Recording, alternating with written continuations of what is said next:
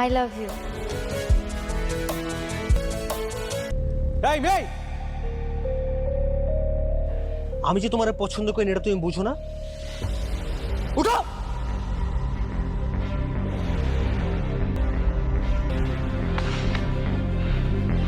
ভাইয়া তুমি এগুলো কি করতেছো? ওরা এখন আমার শত্রু না, ওরা আমার বন্ধু হয়ে গেছে। আর সাথী সত্যি সত্যি তোমাকে ভালোবাসে। তুমি ওকে কষ্ট দিতে পারো না, তুমি ওকে অ্যাকসেপ্ট করো।